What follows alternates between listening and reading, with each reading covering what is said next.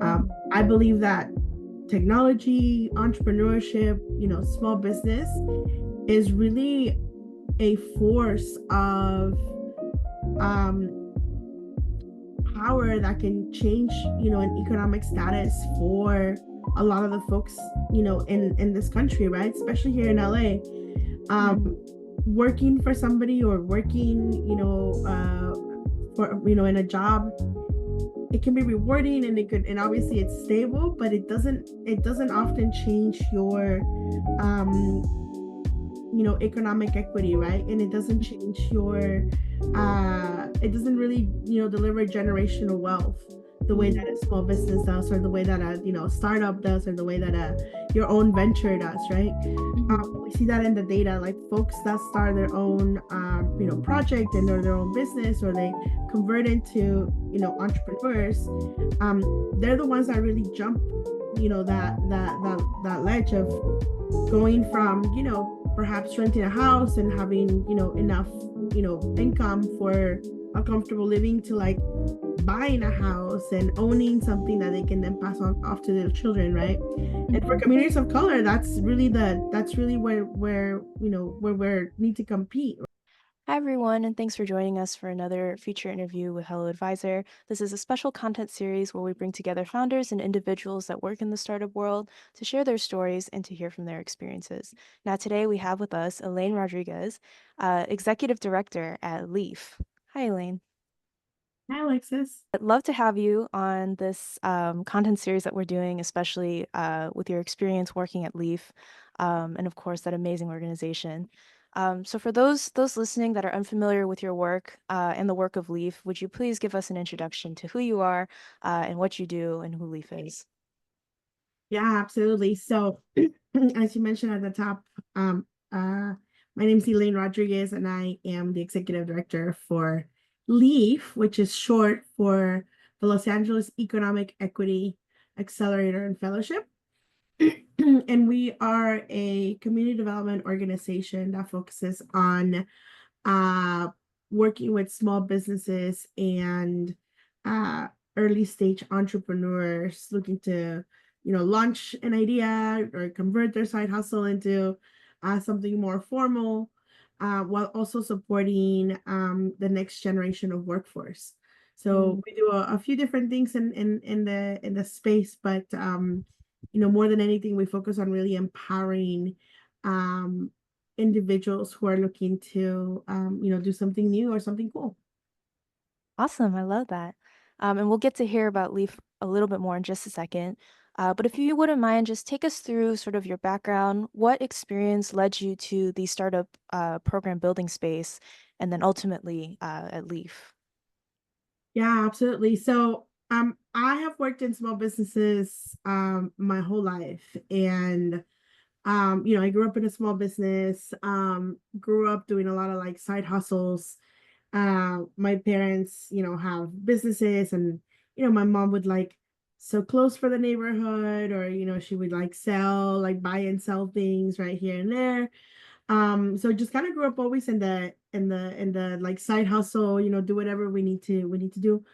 Probably really familiar with the immigrant community, right? We just do whatever Hmm. we need to do to survive. And so um as I was getting out of high school, I needed to work, needed to help support my family. So I didn't go to college. I just went straight into working, and I Oh, worked in, wow.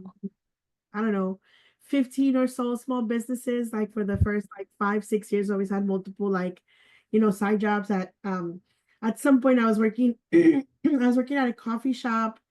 I was working at a like boutique store selling like purses and shoes.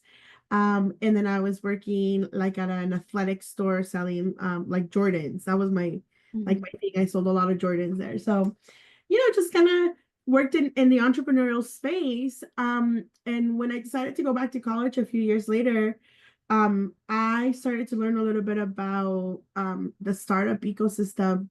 And when I was getting ready to graduate from college, it was really when the tech ecosystem was starting to grow in LA. I went to Cal State LA, which is only 2 bus stops away from A lot of the like big well, in that time the co-working spaces were coming up and they were starting to populate downtown LA. Mhm. And one day I just kept going on the bus, didn't get off at Calcutta, I just kept going, got off two stops later in downtown and just started to explore. And I learned a lot about, just kind of like the tech economy and things that were kind of coming up, and enrolled myself in startup school. And Mhm. it was like, I've never heard about lean methodology. I had never learned about, the tech background and what, venture capital. I mean, again, right? Like I don't come from that space. So I Mhm. started to kind of work in tech and started to like network with people. And ended up working and running a tech incubator a couple of years later. Wow. That was a lot of like the beginning part of, or my first time actually running programs, right? I'd Mhm. worked with a lot of businesses, and then Mhm. I started to learn about tech, and then I thought, well, if this is how I'm learning about tech and this is how I'm learning about building a business and building a company, how do Mhm. other people like me, right? People like that come from immigrant communities, that take the bus to different places, that went to a community college and then transfer to a public four-year university. How do Mhm. they get to learn about the tech ecosystem? So I Mhm. started to build programs that were essentially focused on introducing, folks like myself from non-traditional backgrounds and non-linear backgrounds into some of these spaces that oftentimes don't have a lot of people that look like us. Mhm. Wow. Yeah, I love that you were able to create that bridge, hopefully for many more people to come. Would you say that there was like a high learning curve when it came to entering that space and then ultimately, building your own program? What Yeah, was that like? absolutely. Yeah. Absolutely. So I talk a lot, actually, this is interesting because I talk a lot about this in a form of assimilation, right? So Mhm. I got to the United States when I was 11 and I went through the US culture assimilation, right? Learning how to speak English, learning the different, ways in which, we live here in the US. And that was my first like culture shock. My second culture shock was going to college, right? Mhm. It was a whole different level of rigor and like, acumen that you have to have in order to be, a college student, a successful college Mhm. student. And for me, working full time and going to school full time was always like I always had to like do that balance. And then when I started working in tech, I feel like I didn't hit another culture shock, which was, Mhm. I didn't know a lot of the language. I didn't know a lot of the terminology. Um, I can, you know, really openly tell you that the first year and a half, I spent it like listening and really like learning from people, um, in the space. Um, I think I was both very much intimidated, as much as I was very much, embraced by some folks who were like, but you're here, right? So like you can Mhm. learn these things, you can be part of the ecosystem. So um I learned actually I want to say like 2 or 3 months into working in the tech ecosystem, I learned about imposter syndrome. I'd never heard of that before. I was like, I don't even know what that is. And Mhm. when I went to a workshop and they were talking about imposter syndrome, and I was like, oh, so that's what I've been feeling this whole time when I go to events and Uh-huh. I'm like, I don't know what they're talking about. I don't know what they're saying. And Mhm. I had a lot of research. I went home and I would Google a lot of things like, what does this Mhm. word mean, right? Like, what is a cap table and what is investment and term sheets and like all these different things. Um, I want to say like, probably about a year in, and because of the place that I was working at and the leadership that I had, I very much acclimated within like a year. Oh, and wow. and I very much like really thought through like, okay, this was my learning curve, right? Like these are all the things that I had to go through to like learn and then be proficient. Mhm. At least I could have conversations with some high level executives, with venture capitalists, right? With folks that we wanted to have partnerships with. Mhm. Um, and I took a lot of that experience and converted it into like programs. I was like, this is how folks learned, this is how I learned about all the investment like terminology. And this is how I learned about building products. And this is how I learned about customers, right? And Mm-hmm. marketing and all these things. And so I started to like bucket like information that I had learned, and took really like I really like sat down and was like, what were the things that were like the most painful as I was learning them, and Mm-hmm. try to like convert those into programs that were accessible for folks, for other folks, um while also learning how to be a professional, because it was also my very first like job out of college, right? And Mm-hmm. transition from being a server to working in an office and Mm-hmm. navigating a professional career now. Yeah, wow. That is totally awesome.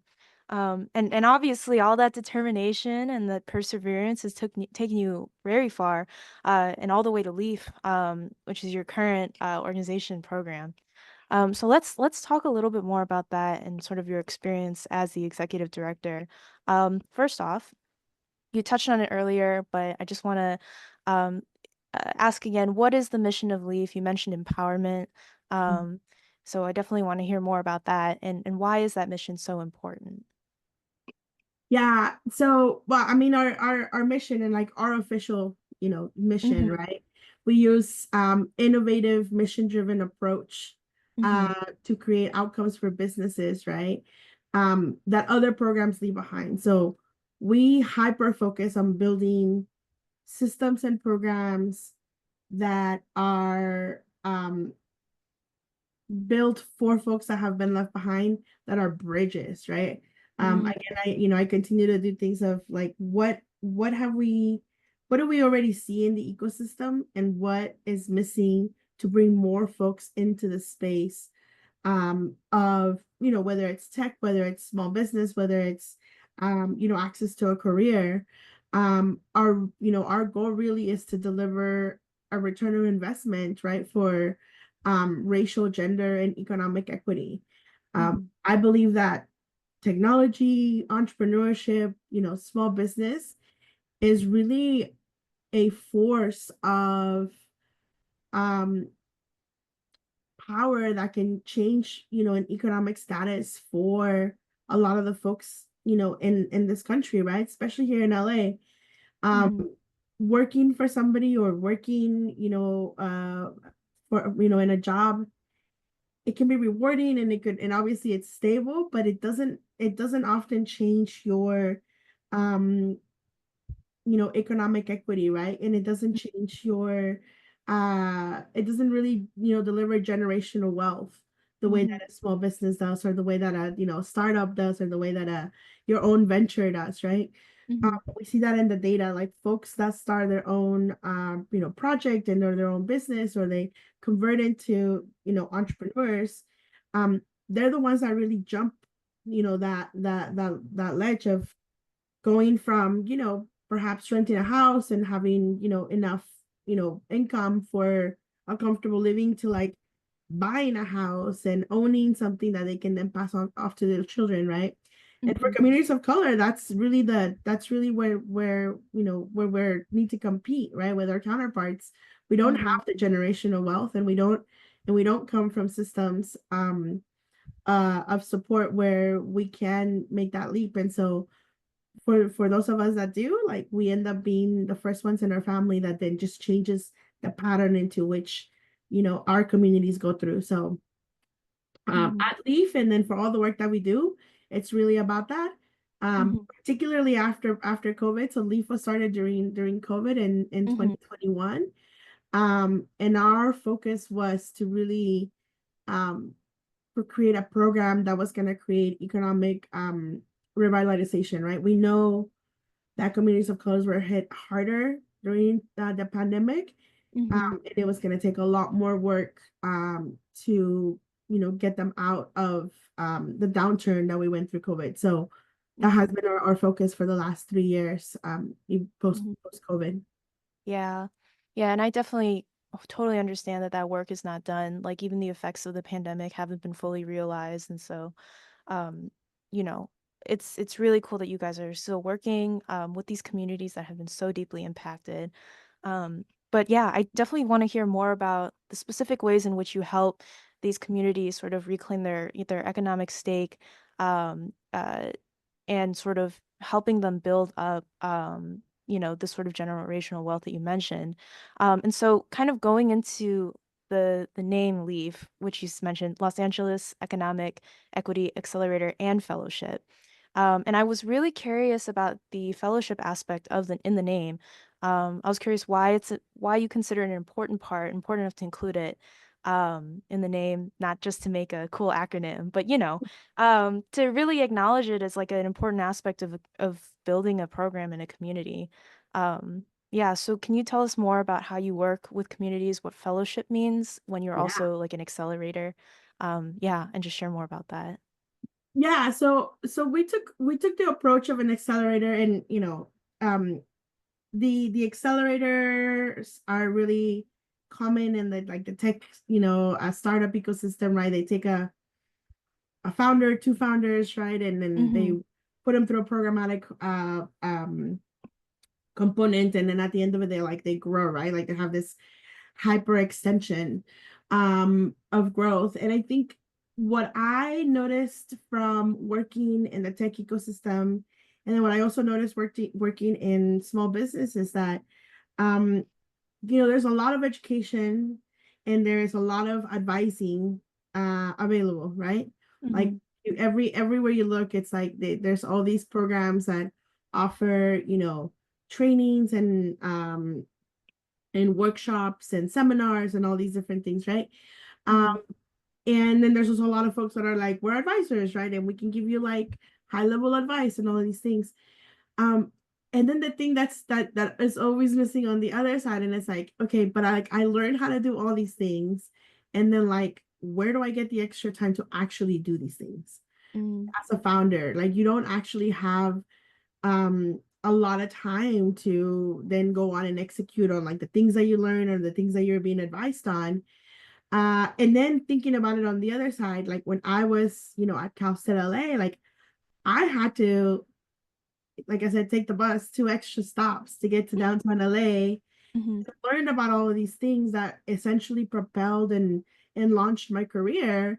Mm-hmm. I kept thinking like these resources should be available like on campus and at the school, right? And so um we started LEAF out of Cal State LA to really support students in a fellowship. Now, when you're in college, they tell you like, oh, you should get an internship, right? And Mm-hmm.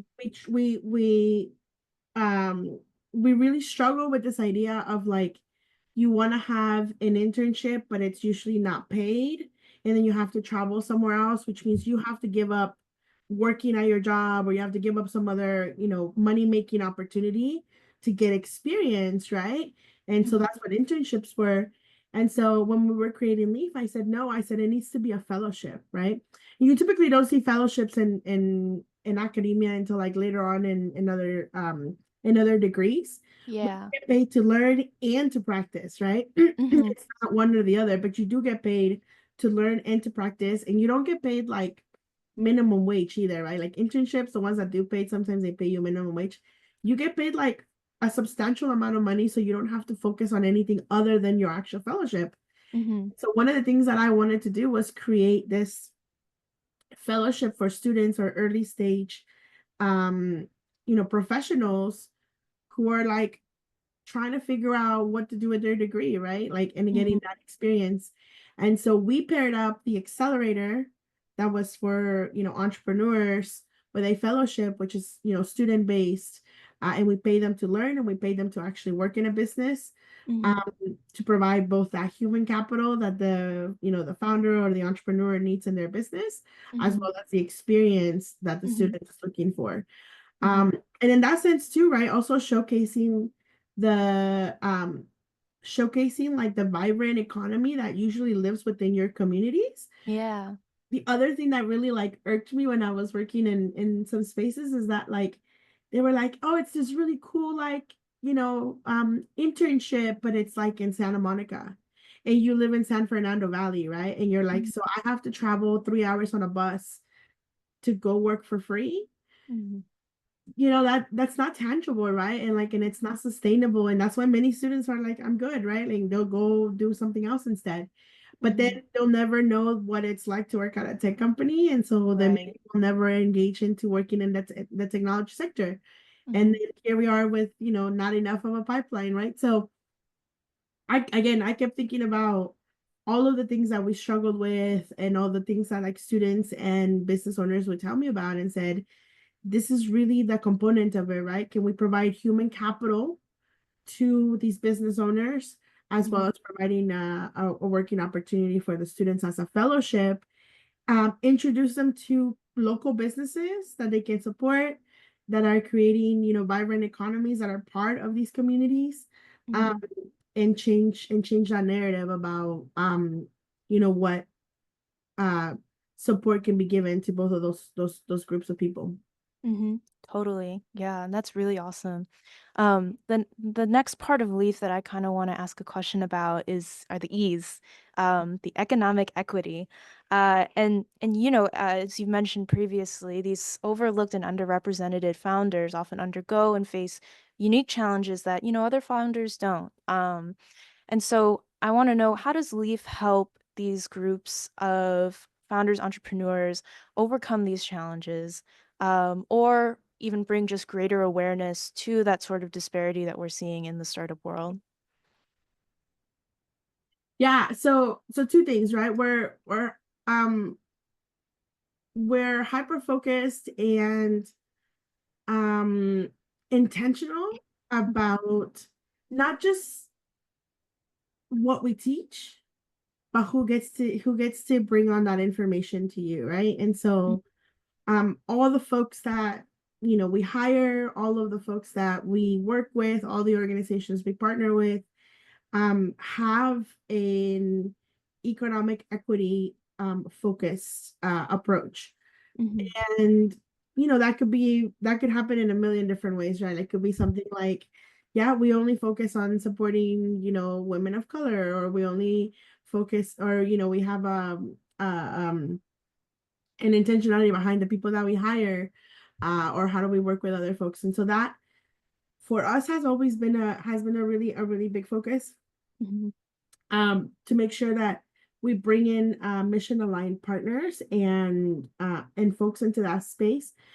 The other thing that we do that I think is really unique about LEAF, and this is really truly about economic equity, is that we use non-traditional, well, I consider it to be traditional, but I think for most folks it's non-traditional outreach approaches. Mm-hmm. Because people are always like, this is my favorite part of like the response, right? We have an email. I will start with that, and we send newsletters out. Yes, they go Mm-hmm. out like once a month, right? But Mm-hmm. it is not our main way of doing outreach, Mm-hmm. right? We have the socials, we have the newsletters, all the things we do because we put them together. But our main outreach system is actually going door to door. We have a team of folks on our team that are out on the streets canvassing, talking to business owners like one by one, right? And going into their businesses and saying, hey, like what kind of resources do you need? What challenges are you facing? Um, and to me, that feels a very like traditional approach of reaching people. But to a lot of people are like, they're like, wow, you're like actually on the ground, out on the Mm-hmm. street, like walking and talking to people. And I'm like, yeah, like that's how people used to know each other, right? Or used Mm-hmm. to reach each other. So and to give you a scope, right? Like this is why this works. Over the last year, we're about to hit our 1 year mark on one particular project that we got last year. And over a span of year, we've been able to reach 10,000 businesses, right? On the Wow. one by one, Wow. right? 10,000 businesses. The data tells us now that out of those 10,000 businesses, 65% of them have never heard of resources. So they don't know that there is, $2.2 trillion worth of economic development dollars that are out in the world to help these businesses Mm-hmm. grow, start, Mm-hmm. grow, and thrive. Like they're like, who is the SBA? What is technical assistance? What do you mean there's advisors? What do you mean there's accelerators, programs? They don't know. They don't know. 65% don't know that there's programs out there, right? Our numbers tell us that on the ground and on the communities that we focus on in LA, 80% of the folks we reach are people of color, Mm-hmm. right? 75% of the people that engage with our program are women of color. So, one, when I say like there's people that are being left behind, and we ask them like, how do you find out about like resources, or how do you, hear about programs, like not just for their business, but even like health programs or programs for families or things like that. They're like, oh, I got a flyer from somebody, right? And so, not to knock on a newsletter or to like say anything about social media, but like if people are not checking their social media and people are not in the habit of checking their emails because that's Mm-hmm. not the main mode of communication, Mm-hmm. we're leaving them behind, right? And so I really just wanted to like focus on that. The team really like kind of embraced that actually last year and said we're going to reach Mm-hmm. the most businesses we've ever reached in a year. And right now, as the beginning of 2025 is here, and we're on a goal to see if we can reach 50,000 businesses over the next 2 years. We're Wow. scaling our outreach program. And again, we're bridges, right? So sometimes they come in and they go through our program. Sometimes they're not a good fit for our program, so then we send them somewhere else. Mm-hmm. But it's really about access, right? And what does that access look like? If you're not in the habit of checking your email, or you're not on anyone's email list for that matter, Mm-hmm. you're never going to get those newsletters, right? And if Right, you have right. an Instagram account, you're never going to see that post. So Yeah. being left behind. Wow, that's really cool that you guys are able to embrace like you said, traditional but non-traditional ways of outreach. And I think it just means a lot more to these businesses that you guys are taking literally the first step to knock on their doors and share resources, and that's really cool. Um, the last part of Leaf is the L, Los Angeles. And I just did want to get your quick take on, why you think Los Angeles remains such a major innovation hub, such a vibrant community. What makes LA so unique for business owners and entrepreneurs? I mean, I think we hear it a lot, right? Like our diversity is really our strength. Mm-hmm. But I think in addition to like our diversity, especially like now, right now, like last month, right? The last, what, 6, 8 weeks, we've seen it, right? Like we are undeniably the most community driven ecosystem. Mm-hmm. And we're undeniably the most like shoulder to shoulder type of ecosystem. We saw it during the pandemic. We've seen it during a lot of different movements, right, over the last 3 years. We Mm-hmm. just saw it, like 6, 8 weeks ago during the fires, right? Mm-hmm. Way in which like LA was able to mobilize, the way in which LA was able to raise money, the way Mm-hmm. in which LA was able to, put together like infrastructure to support all the people that, lost their homes in the fires, right? And Mm-hmm. the way that people are mobilizing right now during, this new presidency, right? And all of the, just different kind of waves of uncertainty that are coming to our communities, Mm-hmm. the way in which we are able to just like tap into each other and be like, we're going to do this and we're going to do it together, like is unmatched to any other city, right? And I think that is very indicative of both what LA is, but also where all of our folks come from, right? Like we all come from all these countries where we're torn apart for different reasons, and then we come here and like now this is our home and this is our community and we want to build something bigger than ourselves. um Everyone has a little bit of like a little bit of a spark of a dream or a spark of hope, right? And that's why they're here, Mm-hmm. right? That's why they've chosen LA as their home. And I think that then just resonates into like everything else, right? And business is just one part of it, right? Business and startups is one part of it. I think it's imagining that you can be more, again, you know, it's thinking about you can be a little bit more than a person that clocks in and clocks out, right? Like it's almost every single founder, almost every single entrepreneur that I've ever spoken to, it's like they have this dream and this vision of creating something that is bigger than themselves and that has so much more impact and community involvement. Um, than anything else we see. So I don't know, perhaps they're not thinking about being the next Amazon, and they're not thinking about being the next Facebook, but they are thinking about like the 200, 300, 400, 500, 10,000 people that they're impacting within Mhm. their county. And because there's millions of us, it's just like it's a ripple effect, right? And so Mhm. like the multiplier Totally. effect is crazy in LA, which I think is also what makes us really strong. Like there's a really great sense of community that just multiplies that impact and that spark of innovation. Mhm. Yeah, I love that. And there truly is no place like LA. And I You say know, that as an outsider too. But yeah, thank you so much for sharing on just the different aspects of Leaf and sort of, your take on what all of those different parts mean. I want to transition us into talking a little bit more about the program building, and speaking from your experiences. I know we have a couple of our own program builders and directors that will be listening to this later when we release it. So definitely wanted to get your input on advice or tips on how to build a good, solid program.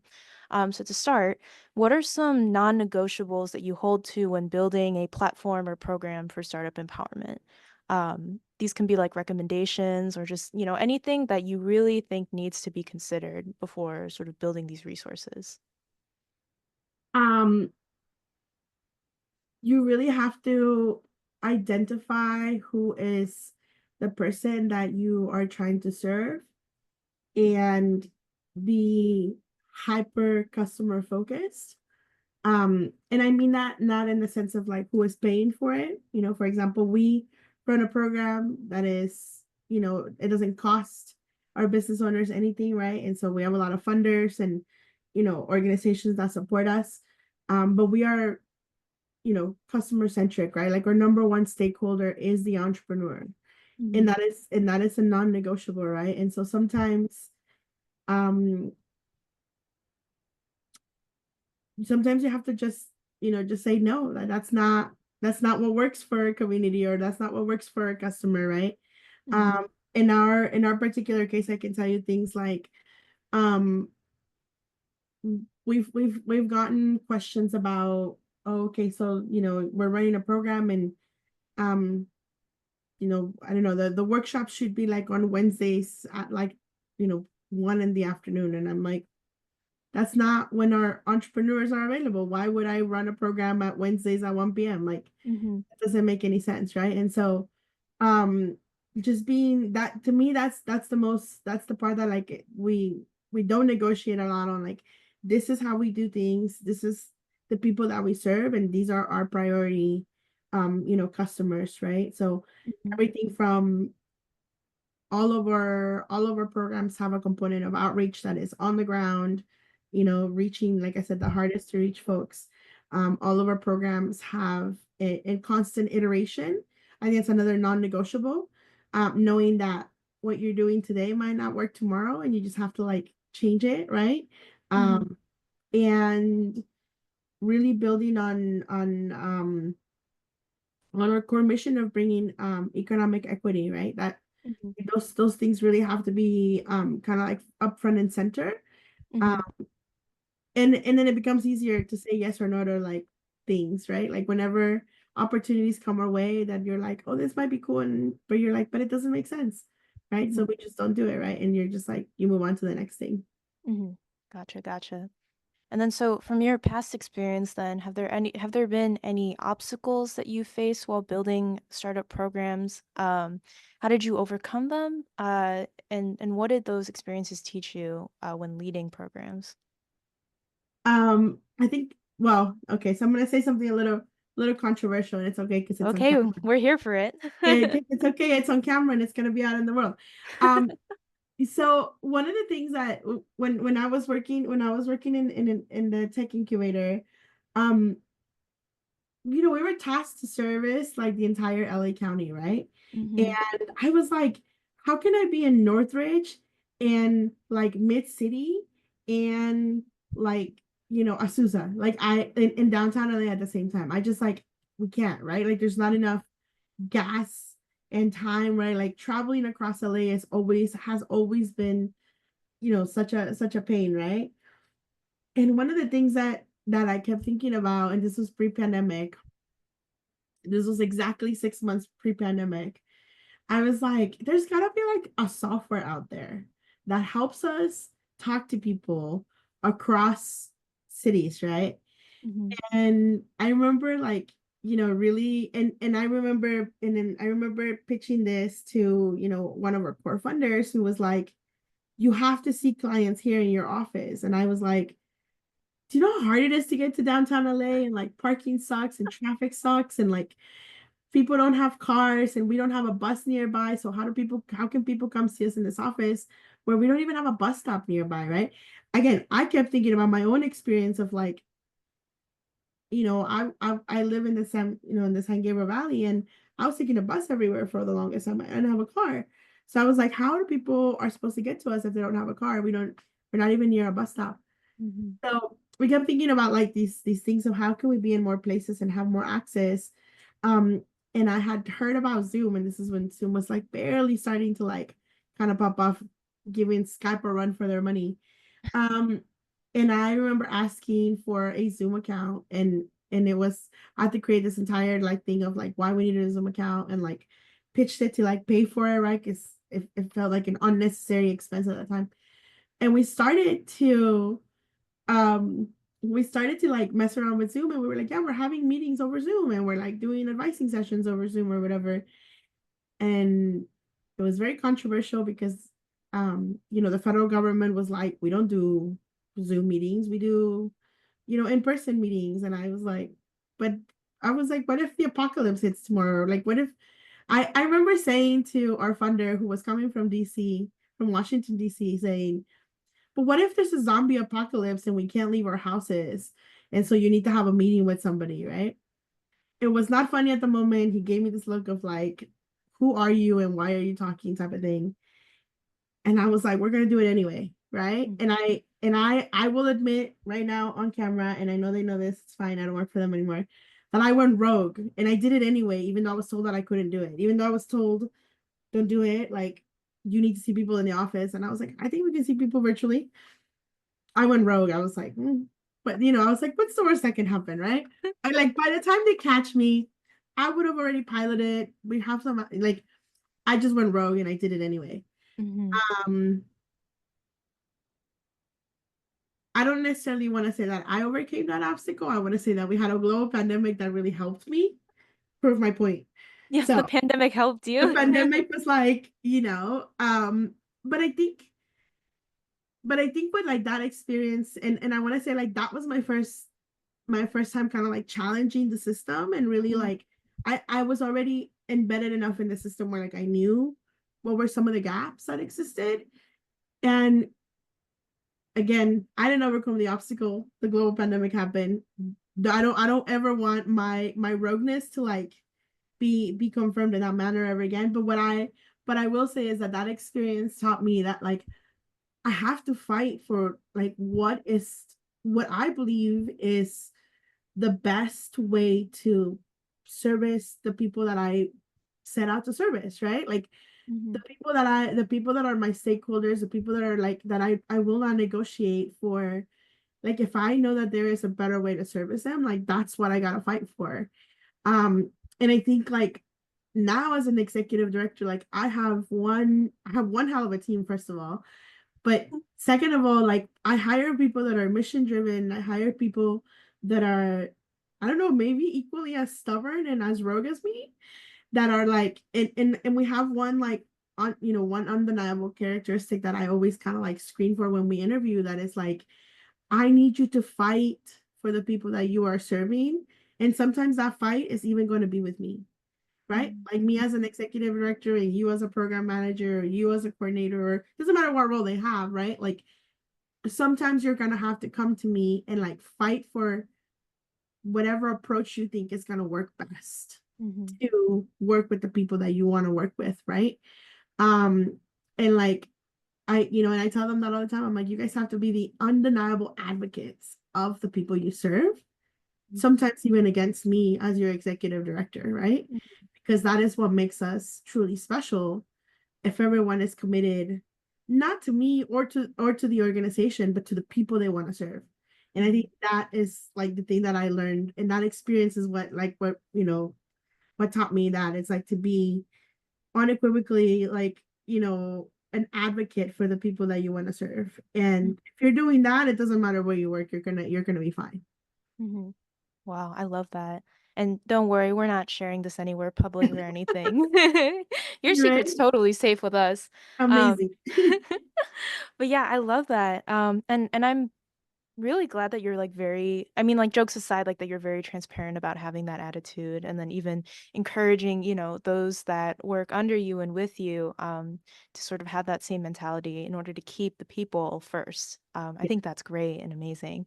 Um, on a more personal level, uh, in terms of impact, what sort of change or what sort of influence are you looking to make on the startup ecosystem that you're working with, and where do you want to see them maybe like 5, 10 years from now?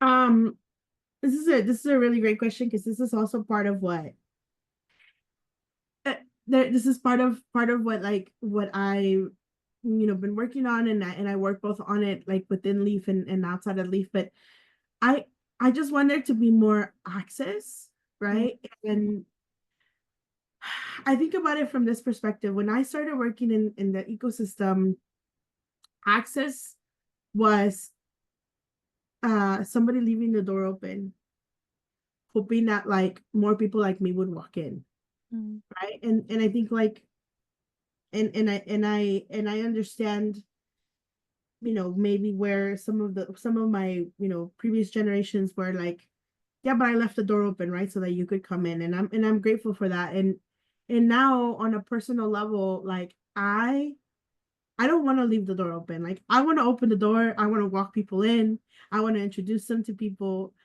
and I want to give up my seat. mhm, Like I think that's been the biggest thing that I've learned over the last 4 years working at, running Leaf. That is like, how do I build, because it's not even about me anymore, right? Like I've made it, if you will, right? Like I'm here, I'm doing the work that I love.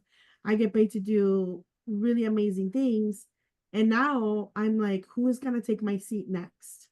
Right. And I'm thinking about like the 2, 3, 4 generations behind me that need to be part of the ecosystem, right? And so mhm, every space that I'm in, or every like project that I take on, or even like whatever, like anytime someone asks me to do something, I keep thinking about like, but why me and not someone else? Like who are the other people that should be here with me, right? And thinking and understanding that like I said, someone left the door open for me, so I showed up, but then I was there and I was like, I don't know how to talk about these things because I don't have the vocabulary. I don't know the context, right? I have imposter syndrome, right? mhm, So my goal is to now be like, we're gonna open the door, we're gonna walk people in, I'm gonna translate for you, I'm gonna give you a little dictionary so you know what's going on in the context of the conversation. Because I think that's the level of effort we need to have now, right? Which is you have to be more intentional about how, mhm, bringing people up with you, talking to them about um, you know, the feelings, right, of assimilation again, right? Because you're in a different space that you don't understand or that you've never mhm, been in.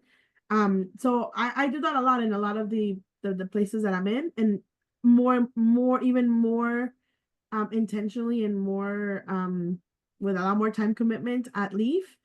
mhm, Um, I hyper focus on hiring folks with a lot of community experiences, like if they come from community, even if they don't have any technical experiences, because we can teach them how to do anything. Like all of us can learn how to do just about anything, right? But you can't mhm, teach, cultural competency. You can't teach cultural fluency. You can't teach like cultural norms, right? Like I can't teach somebody how to navigate like, the Latino space, right? Like that's something that like you grow up with and you learn it.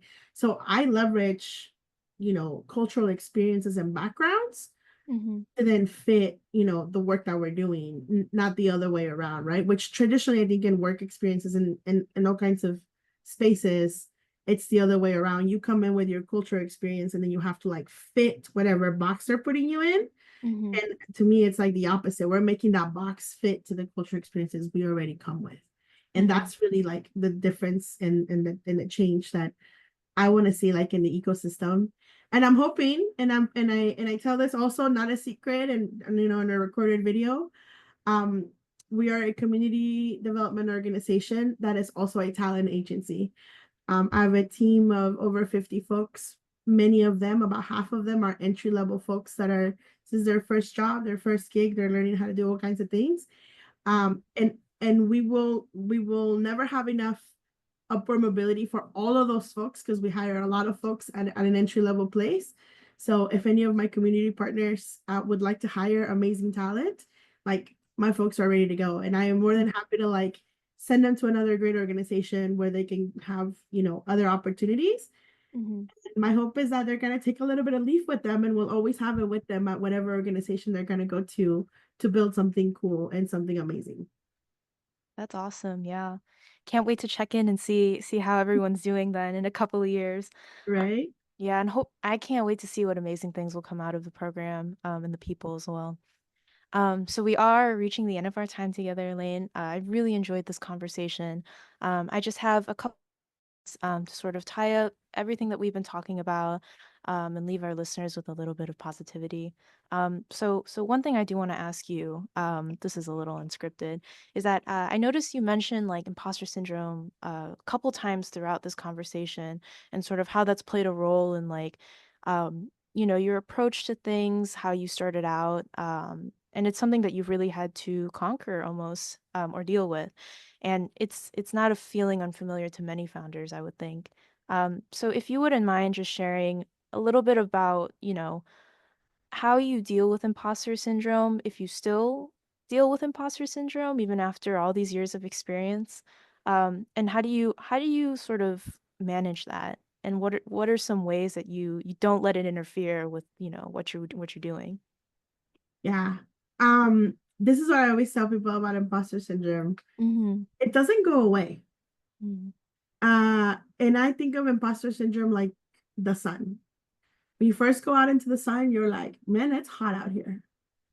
And you're like, it's hot and you're uncomfortable and you're like looking for a fan and you're like, all right, what am I, how can I keep cool, right? Eventually your body acclimates to it. Eventually you're just like, yep, it's hot and it's fine. Everything's gonna be fine, right? You get used to it. Um, and then you wake up the next day and you're like, you know what? It was hot yesterday, so maybe today I will take a hat, or today I will take a cold bottle of water with me, right? You start to figure out how to take things with you that is going to make that heat a little bit more bearable or a little bit more um easier to navigate. That's kind of what imposter syndrome is. I don't think it ever goes away because the system is not far enough for it to fully go away. I think there are spaces where it's not as tangible as others, but there's definitely some spaces where I still walk in and I'm like, yep, yeah, like I am the diversity queen in this space right now. Um, and what I have in the last 4 years particularly, but the last 4 or 5 years, right after the pandemic, like what I started to do is I started to be, unapologetic about being the diversity person in the room. And so one, I don't necessarily what do I want to say? Like I don't necessarily tailor my words for the comfort of others. I just Mm-hmm. like say whatever I want to say and Like with code switching? regards. Yeah. Yeah. Like I'm not code switching, Mm-hmm. right? I in the past would be like worried about showing up in my hoops, worried about showing up in my curly frizzy hair, or worried and showing up and then whatever, like not the right outfit. Mm-hmm. And I would try to like mellow out a little bit of like my appearance, right? And now I was, but I was getting photographed everywhere, right? And so this is one of the things I like consciously and unconsciously, I was like, okay, like I'm not meant to be here. But in all the pictures of the events, there was always a picture of me somewhere because I was the brown person that, was looking different in that room. And that photographer was like, we better take a picture of that brown girl that's here. So then I was like, I'm showing up in all these ugly outfits, right? Because I was trying to fit in. Mhm. I was like, I don't, maybe I'm just gonna change, how I dress or whatever, right? To something that I feel. So in most spaces now, and you go back and you look at pictures of me in the last 5 years, I'm almost always in like the brightest outfit. I'm wearing like bright, like you're gonna see me in your face colors, right? Mhm. I'm gonna be in a picture where everyone else is gonna look a little dull and I'm gonna look really bright. And so like not only are you gonna see me because I am a person of color, but you're gonna see me take up space because of what I'm wearing. And those tend to be like my statement pieces, and so people can always spot me. They're like, you're not gonna miss Elaine. She's the one in the bright pink like dress, or she's the one with the really bright earrings, or she's wearing like red lipstick or whatever, right? That to me has become really my comfort zone, or like I said, my hat, or my like fan that I take with me everywhere I go, where I'm like, this is me and this is what I'm gonna be uncomfortable because I'm the only one that looks like me in this room, and you're gonna be uncomfortable because of how much space I am taking up in the space that I'm in. So it doesn't, like I said, it doesn't go away, but it does get easier to navigate, and you learn. I mean, at least I've learned coping mechanisms, right? Of like, this is what makes me feel confident and comfortable, and um, again, probably gonna say some flamboyant thing in a meeting and don't remember me because of something that I said and because of what I was wearing. So, Mhm. you know, that's really where like I just embrace it and lean in.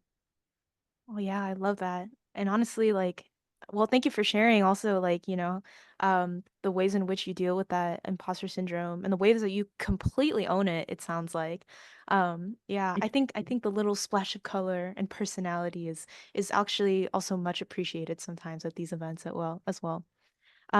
So to close us off, Elaine, would you share a word of encouragement with our listeners, founders and others that work in the startup community, um, especially those from underrepresented and overlooked backgrounds? Would you share a word of encouragement with them, those that are still on the grind, still working on, bringing their ideas and their hard work to light? Yeah. Um, Two things. Uh, Number one, like find your tribe. Find the person that's going to celebrate the good, the bad, and the ugly of being of being a founder, right?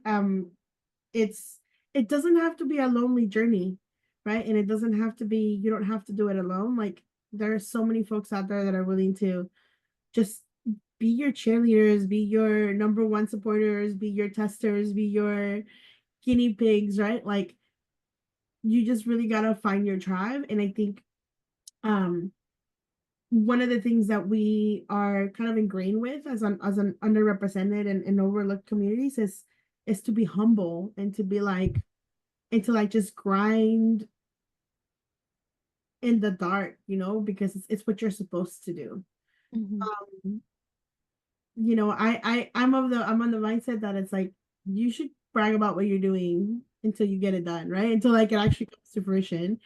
You're gonna figure out a way to do it, right? So you might as well um brag about it and find someone to kind of like help you, through that journey. So find your tribe that you can brag about something with and they can brag about you as well.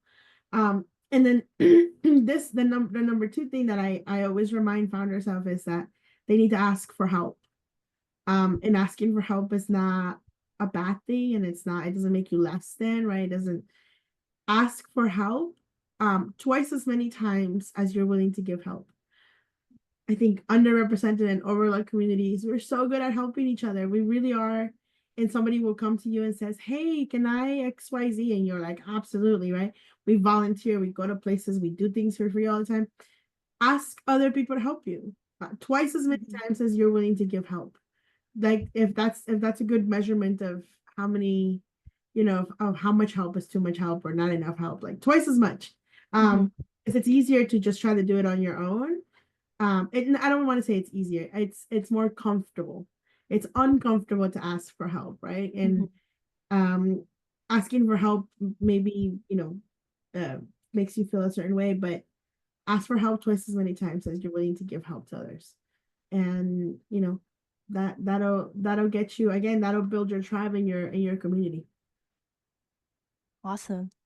Thank you so much for sharing with us, Elaine. I really, really love this conversation, and all the love that you had to share, for the people and for what you're working on. I really wish you guys all the best at LEAF. So much. Yeah. I appreciate you being here too and putting this together for, I know founders are gonna love to hear this. So Yeah, of course. I can't wait for people to hear what we've talked about today. So, thank you everyone for joining us, and we'll see you for our next feature interview.